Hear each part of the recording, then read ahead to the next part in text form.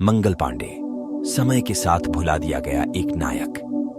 British औपनिवेशिक शासन के दौरान भारत के धूल भरे शहर बैरकपुर में मंगल पांडे नाम का एक युवा और बहादुर सिपाही रहता था। ब्रिटिश ईस्ट इंडिया कंपनी के प्रति उनकी अटूट निष्ठा ने उन्हें अपने साथी सैनिकों के बीच सम्मान दिलाया था, लेकिन उनके दिल की गहराई में न्याय और स्वतंत्रता के लिए आग जल रही थी।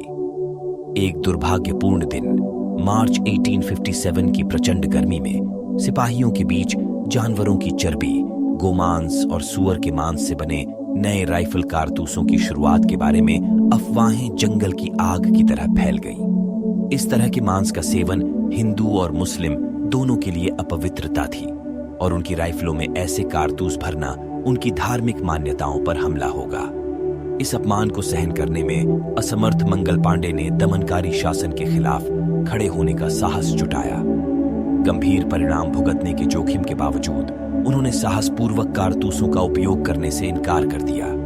उनके कार्यों ने उनके साथी सिपाहियों के बीच एक क्रांति पैदा कर दी, जिससे वे अंग्रेजों के अत्याचारी शासन के खिलाफ लड़ाई में एकजुट हो गए। एक अच्छी सुबह मंगल पांडे ने धार्मिक आक्रोश से भरकर अपने साथियों को परेड मैदान में इकट्ठा किया। आजादी के नारे लगाते हुए और बंदूक लहराते हुए उन्होंने अंग्रेजों के खिलाफ विद्रोह का आह्वान किया। उस पल में वह प्रतिरोध का चेहरा बन गए, एक गुमनाम नायक बन गए।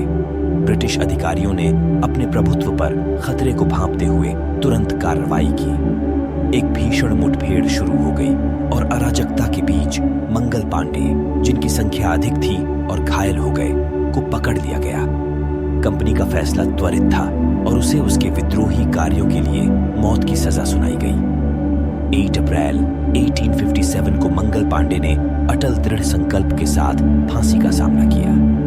उनके बलिदान और वीरता ने विद्रोह की चिंगारी भड़का दी थी, जो जल्द ही 1857 के ऐतिहासिक भारतीय विद्रोह में बदल गई, जिसे प्रथम स्वतंत्रता संग्राम के रूप में भी जाना जाता है।